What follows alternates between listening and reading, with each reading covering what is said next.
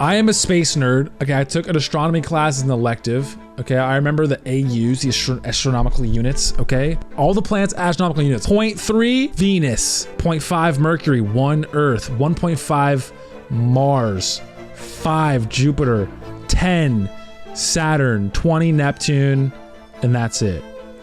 Because Pluto is not a planet. I'm sorry. Let me see how correct that is. We're gonna watch Why Can't We Just Go Up? But I wanted to clarify my space knowledge. Where's Pluto? Not a planet. Sorry to tell you, I don't know if you guys don't know this yet, not a planet. It's not a planet. It's not a planet. I hate the idea that Pluto has to be a planet. No, it doesn't. It's like the size of our moon.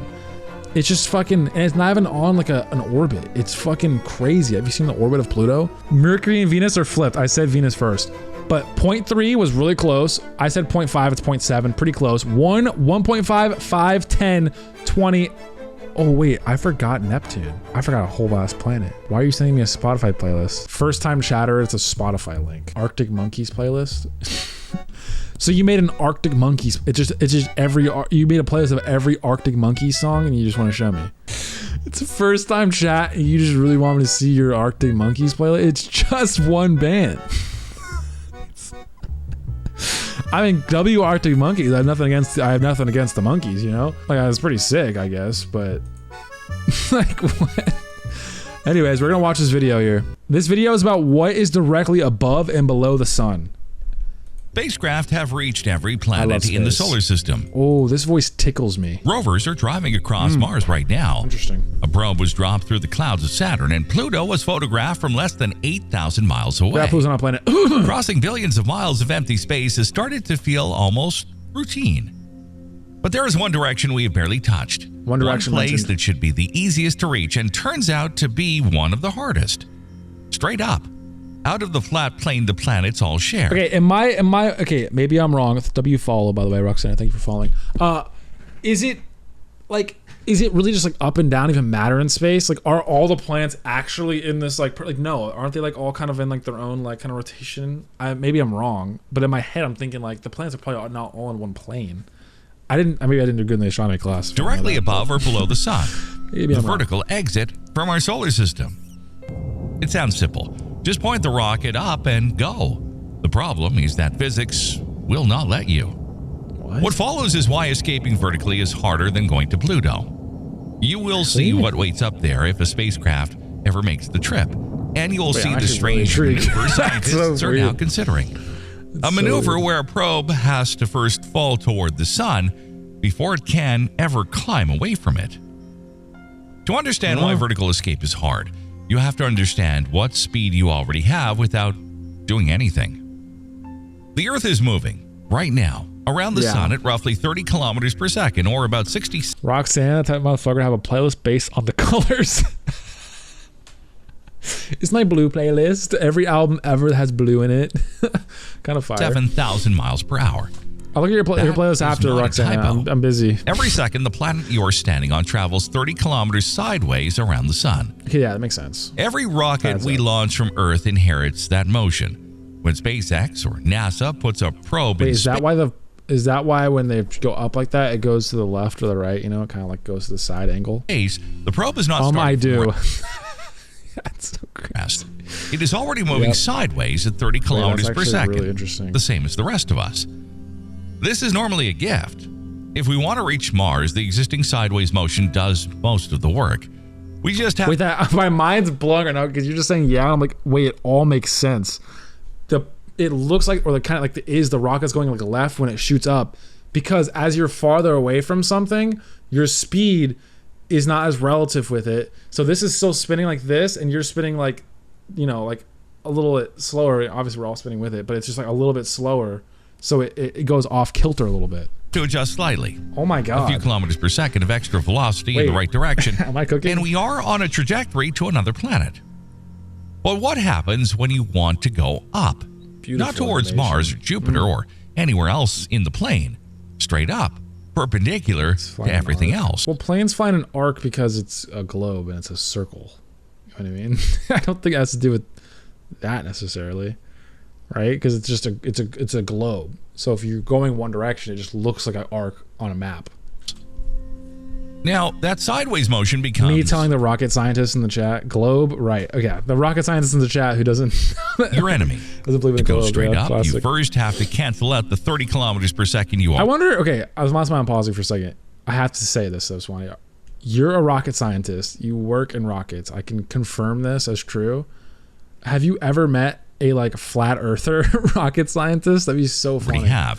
Okay, Then you have to add new velocity to climb. The total energy required is staggering. Mission planners measure this in something called delta V, the change in velocity a spacecraft has to produce on its own. Video. Oh my God. Going to Mars from Earth this. orbit needs about 4 kilometers per second of delta V.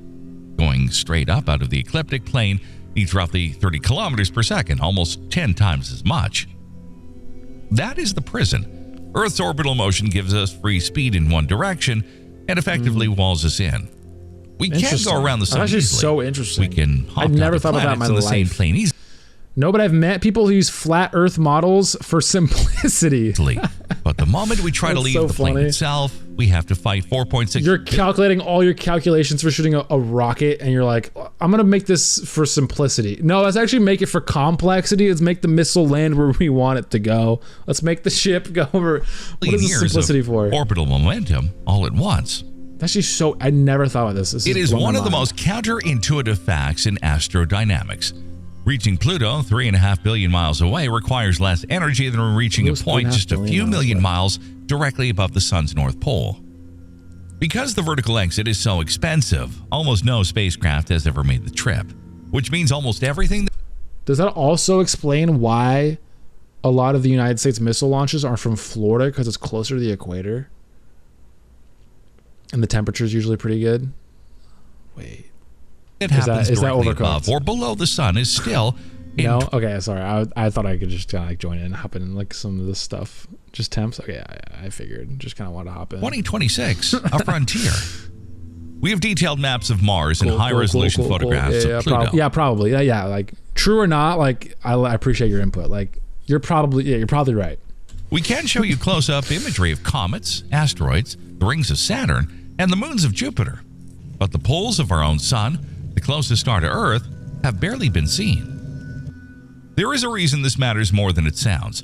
The polar regions of the sun are where the most violent and most important solar activity actually happens.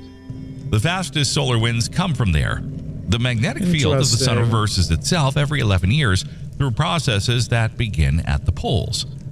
The entire space weather How the fuck does it reverse its own magnetic field every 11 years in the dot? Like that's just insane. That doesn't even make any fucking sense, bro. That actually blows my mind. It just goes like, it just something every 11 years build up to the point where it flips the magnetic fields. Like that's crazy. environment of our solar system is shaped by what happens above and below the equator of our star. And we have been observing it almost entirely from the side, like trying to understand the weather of an entire planet by only ever standing at the equator. There have only been 2 missions that ever managed a real polar view of the sun. The first was Ulysses, launched in 1990 by a joint NASA and ESA Named partnership. Holly Gilbert. To get out of the ecliptic plane, Ulysses had to take a wild detour. The spacecraft first traveled outward to Jupiter, then my God. used the gas giant's gravity So all of this just to get out of the normal plane is crazy. as a slingshot to bend its trajectory nearly 80 That's degrees so, out I've of the never planetary thought of this in my plane. life. That's so From interesting. there, That it fell actually back blows my inward mind. toward the sun on a tilted orbit. The mission worked. Ulysses gave us our first direct measurement The mission worked. of the fast solar winds streaming for the polar coronal holes. But the spacecraft was built with 1980s instruments. It had no cameras capable of imaging the poles. What the fuck was the point then? You just set his ass there with no camera? He's gonna come back like, trust me, bro, it was awesome. What was the point? We learned about the conditions there, but never actually saw them. The second mission conditions, is yeah, it's happening right hot. now. It sucks. Solar Orbiter, a European Space Agency probe launched in 2020, has been gradually tilting its orbit Ooh, using okay. gravity assist from Venus. I do wonder, what kind of camera are you getting that can capture the sun that close? Like, it has to be on the most, like, I'm thinking I go outside with the camera, I have to put a bunch of filters on just to, like, not have the sunlight make it too overexposed. Dude, that fucking lens has to be, like, the smallest lens ever, and it has to be, like, pretty much black. Like, it has to pretty much be, like, opaque. like a 99% opaque, and it's like the tiniest little light capture ever to get a decent image of the sun. Like, that's insane. In March 2025, Solar Orbiter sent back the first direct images of the sun's south pole ever taken in human history. The pictures show a chaotic, magnetically tangled region, nothing like the smoother solar surface we see from Earth. Think about that. Until last year, no human or robot has ever seen what the top or bottom of our sun looks like. It looks like the same. Not really, not from above. I say the that. closest and brightest object in our local universe, and arguably the most important, still has two regions we have only just begun to photograph. There is a second reason vertical escape matters. We do not actually know what our own solar system looks like from outside. Around the sun, there is a vast bubble called the heliosphere. It is the region of space where the solar wind dominates, pushing back against the interstellar medium beyond it. Inside this bubble live the planets and the comets and every human spacecraft we have ever launched. Our sun's our goat, bro. Outside the deep galactic environment full of cosmic rays and interstellar particles that our bubble shields us from. That's so For decades, we assumed the heliosphere was shaped like a comet, a rounded front where it pushes against the interstellar wind in the direction of our galactic motion, and a long so much has to fucking go right. Like, holy shit. It's like so much has to go right for fucking a place where life can exist. Like, that's so crazy. Trailing behind. This was the standard textbook image. It was a good guess given the data we had. Oh, it's wrong. Never mind. Sorry. In 2020, a team led by Mirav Ofer at Boston University, using a new model based on NASA data, came to a different conclusion. The heliosphere is probably not comet-shaped at all. The new prediction looks closer to a deflated croissant, a curved central bulge with two short jets curling away from it, and notably no long tail. The reason we cannot tell for certain is that we have never seen our bubble from outside, and we've never sent a probe high above the ecliptic plane far enough to take its measurements from a useful angle.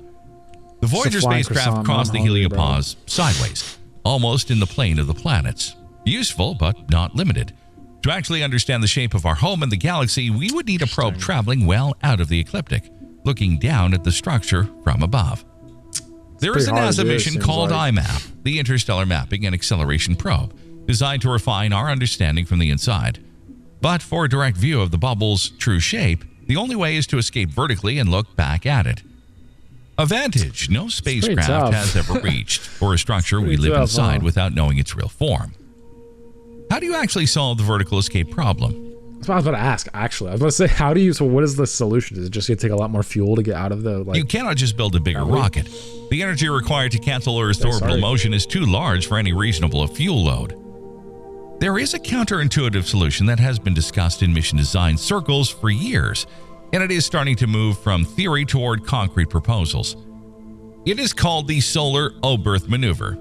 The idea works backwards from how rockets normally fly.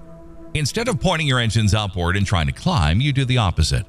You drop your spacecraft toward the sun, you let it fall inward, accelerating under solar gravity until at its closest approach, it is moving at hundreds of kilometers per second, possibly more than 100 kilometers per second at perihelion.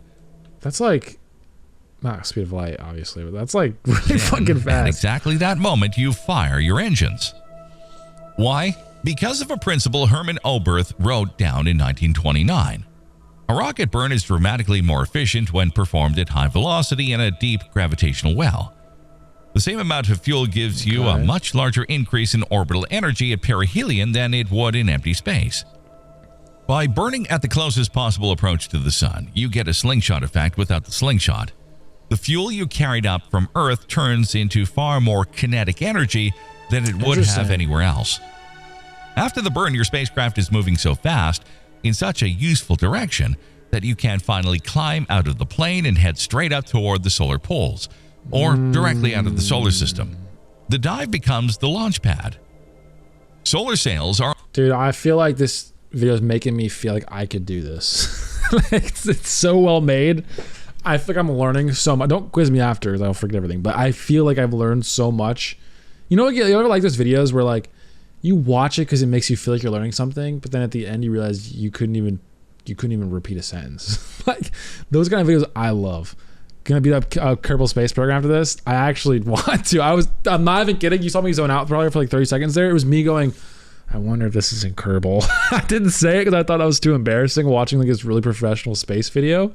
But I was like, I wonder if this like Kerbal took into effect. Like, I wonder if I can experiment with this and try to go straight up into Kerbal. Also part of the conversation. So cooked. Mission concept like the proposed Solar Polar Imager and the more recent high inclination solar mission rely on enormous reflective Solar sheets wind. that use the pressure of sunlight itself to slowly tilt the spacecraft's orbit. No fuel, just photons pushing on a thin metallic film thousands That shit of blows square my mind meters too, across. how photons are massless, speed of light, but they still have able to give force. Like that they're massless. They have nothing. And they can still give force somehow. It's so like mind-numbing. Sails can take years to spiral up to a polar orbit, but they need no propellant.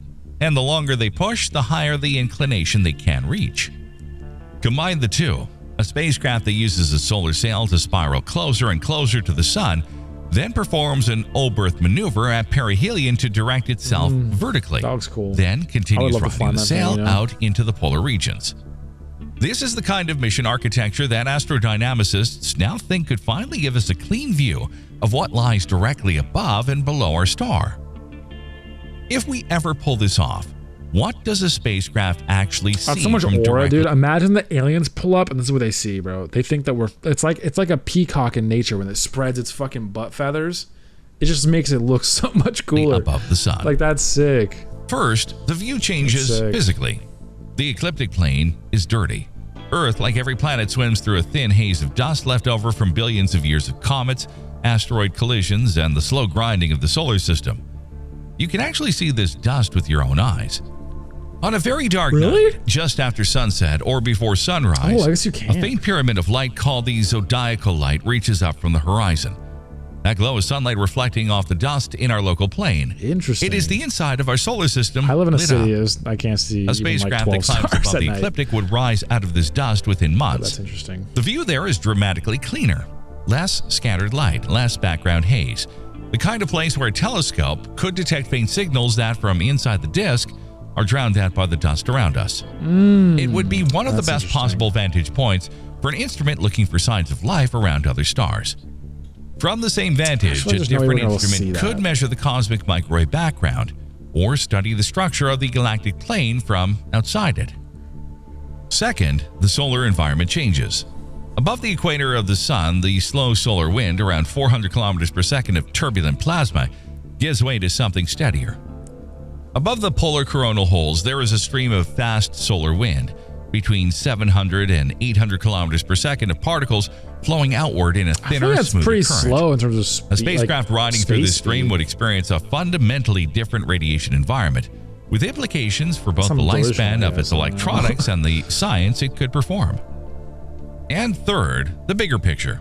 From a vantage well above the ecliptic, the solar system itself would be visible as the disk it actually is. You would see the planets in their flat ring around the sun, with the dust hugging the plane and the heliosphere wrapped around all of it, in whatever real shape it happens to have. We would be able to look down at our own neighborhood for the first This is time, blowing my mind. the same way we look down. I really want to go to space, bro. Right now what I'm thinking about is Googling, like, is it possible for me to become a fucking astronaut? And I'm realizing there's no fucking way, bro. I already have 3 herniated discs at 25, so there's just no fucking way. But dude, I would love to go to At space. Earth from orbit. Fuck, man. We've never seen this view. I would pay. Not a single human or I'll talk about it robot later. has ever I'll sent have to back end the video. How photograph. much I'd pay. Of all the images we have managed to take of the cosmos, the one looking down at our own solar system from outside its plane is still missing. And you, if you had to design the first mission to climb directly above the sun, would you bet on a solar sail, the slow patient way, or an O-berth dive, the O-berth violent dive, but you gotta and go dramatic fucking crazy. way? Going Tell us in the fucking comments. crazy. I would pay. So I think in a world where I have, a lot of money, or not even a lot of money, maybe like a lot of money is like $100,000, but like, I mean like, a lot of money. If I had $100,000 I'd saved up at 45, and they said it's $100K for a ticket to space, I think I'd do it. I think you just do it. Like, literally, money is not real. Going out and seeing space would fucking probably give me Wait, I wonder if by that time you can go to space like on drugs. Dude, imagine going to space on shrooms. I think you literally become a different person when you come back to Earth. Like, you have, like, there has to be some acid trip. Okay, acid's a little too much. Acid would probably freak me the fuck out. But shrooms, I feel like shrooms would be crazy, dude. I feel like shrooms would be crazy. Anyways, that was a good video, honestly. That was better than the other video we watched today. That video was really fucking good. I love space shit, dude.